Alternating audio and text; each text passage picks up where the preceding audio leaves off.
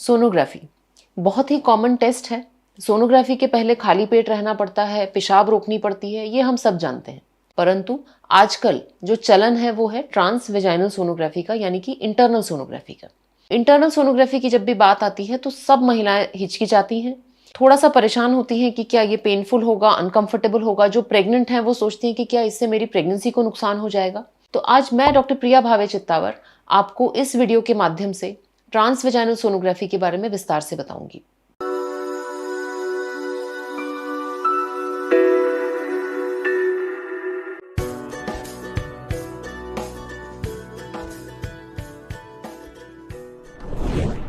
Video चालू करने से पहले चाहती हूं कि मेरे चैनल को सब्सक्राइब करिए, इस वीडियो को लाइक करिए और अधिक से अधिक शेयर करिए, जिससे ये जानकारी अधिक से अधिक महिलाओं तक पहुंच सके। ट्रांस वेजाइनल सोनोग्राफी यानी कि जैसा नाम बताता है, ट्रांस वेजाइनल यानी महीने के रास्ते के थ्रू, योनि मार्ग के थ्रू ये सोनोग्राफी की जाती है। जो महिलाएं सेक्सुअली एक्टिव हैं उन सारी महिलाओं की ये सोनोग्राफी की जा सकती है। और यदि इसके पहले के प्री रिक्विजिट्स की तरफ हम देखें तो इसमें फास्टिंग रहने की आवश्यकता बिल्कुल नहीं है, यानी कि आप खा पीकर नॉर्मल फुल स्टमक में ये सोनोग्राफी करा सकते हैं। नॉर्मली ट्रांस एब्डोमिनल सोनोग्राफी के पहले यूरिन होल्ड करना पड़ता है, जो कि थोड़ा अनकंफर्टेबल होता है। परंतु ट्रांस वेजाइनल सोनोग्राफी में आपको ब्लैडर फुल नहीं करना, इनफैक्ट आपको ब्लैडर एम्प्टी करके ये सोनोग्राफी करानी होती है। ट्रांस वेजाइनल सोनोग्राफी का जो प्रोब होता है वो काफी लंबा होता है, परंतु इसका बहुत छोटा हिस्सा आपके वेजाइना में जाता है। बाकी केवल प्रोब के मैनिपुलेशन के लिए ये लेंथ दी जाती है। प्रोब के टिप पे कुछ पीजो इलेक्ट्रिक क्रिस्टल्स होते हैं जो कुछ सिग्नल्स भेजते हैं पेल्विस में, और ये जो सिग्नल्स वापस आते हैं इसका इंटरप्रिटेशन स्क्रीन पे हमें इमेज के तौर पे दिखता है। चूंकि ट्रांस वेजाइनल सोनोग्राफी में प्रोब आपके यूट्रस के बहुत करीब रहता है, मान लीजिए लगभग बगल में ही रहता है, इसीलिए हम जानते हैं कि कोई भी चीज यदि आप पास से देखें तो वो आपको बहुत क्लियरली समझ में आएगी, यदि आप दूर से देखते हैं तो आपको उतने अच्छे से वो समझ में नहीं आएगी। ट्रांस एब्डोमिनल सोनोग्राफी में जो प्रोब है और यूट्रस है उसके बीच में बहुत सारा गैप होता है, इसीलिए यूट्रस दिख तो जाता है, पर जो रेजोल्यूशन हमें ट्रांस वेजाइनल सोनोग्राफी में मिलता है वैसा कभी भी ट्रांस एब्डोमिनल सोनोग्राफी में नहीं मिल सकता। सोनोग्राफी का जो प्रोब होता है वो बहुत लंबा सा होता है। इसे देख के कई महिलाएं हिचकती हैं कि क्या ये बहुत पेनफुल होगा, परंतु एक्चुअली इस प्रोब का बहुत छोटा हिस्सा आपके वेजाइना में जाता है।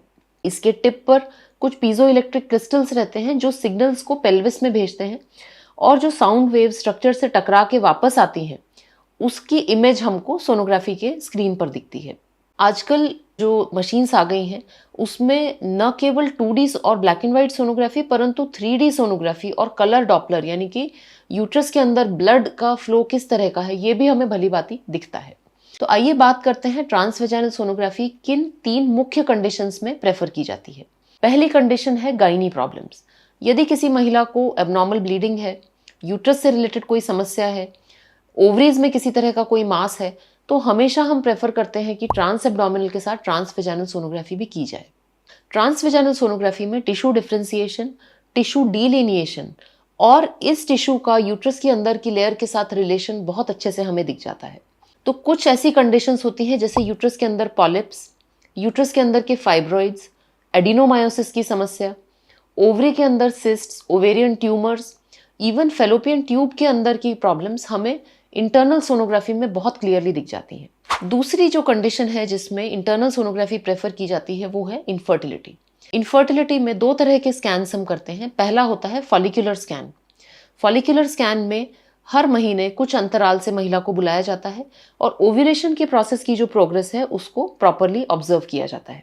ये जो पूरी प्रोसेस है, फॉलिकल का डेवलप होना, उसका ग्रो होना, उसका रप्चर होना, ये सब सोनोग्राफी में बहुत अच्छे से हमें दिख सकता है। साथ ही एंडोमेट्रियम का डेवलपमेंट, यूट्रस की जो इंटरनल लेयर है, इसकी थिकनेस, इसका पैटर्न, इसका ब्लड फ्लो भी हमें ट्रांस वेजाइनल सोनोग्राफी में बहुत अच्छे से पता चलता है। थर्ड कंडीशन है आईवीएफ की केसेस में। आईवीएफ या आईयूआई में जब हम इंजेक्शंस और टैबलेट्स के थ्रू ओव्यूलेशन डेवलप करते हैं तब भी सोनोग्राफी का बहुत ज़्यादा रोल होता है। इनफैक्ट कोई भी अच्छा आईवीएफ यूनिट बिना एक अच्छी सोनोग्राफी मशीन के सर्वाइव नहीं कर सकता। इसके साथ कुछ जुड़े हुए मिथ हैं कि ये बहुत ही पेनफुल रहती है, इससे यदि किसी को प्रेगनेंसी है तो वो प्रेगनेंसी डैमेज हो सकती है, ब्लीडिंग हो सकती है, इससे किसी तरह का दर्द या इन्फेक्शन हो सकता है। तो ये जो तीनों हैं ये सारे मिथ्स हैं, इसमें कोई सच्चाई नहीं है। ट्रांस वेजाइनल सोनोग्राफी बिल्कुल सेफ है। इवन अर्ली प्रेगनेंसी के केसेस में यदि हम टीवीएस करते हैं तो डेवलपिंग प्रेगनेंसी को किसी तरह का कोई नुकसान नहीं होता। ट्रांसवेजाइनल सोनोग्राफी करने से पहले प्रोब को सैनिटाइज किया जाता है, कवर किया जाता है, तो किसी भी तरह के इन्फेक्शन के चांसेस जो है वो टीवीएस के बाद नहीं होते हैं। टीवीएस 99.9% केसेस में पेनलेस होता है। केवल कुछ कंडीशंस जैसे कि वेजिनिस्मस नाम का एक कंडीशन होता है, दूसरी कंडीशन होती है एंडोमेट्रियोसिस।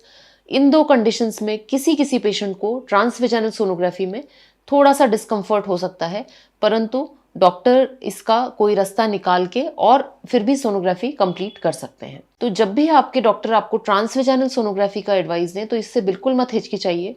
ये state of the art standard of care है और इससे हम जितने अच्छे से आपके पेल्विक ऑर्गन्स देख पाएंगे उतना एक्यूरेट आपका ट्रीटमेंट होगा, उतना एक्यूरेट आपका डायग्नोसिस होगा।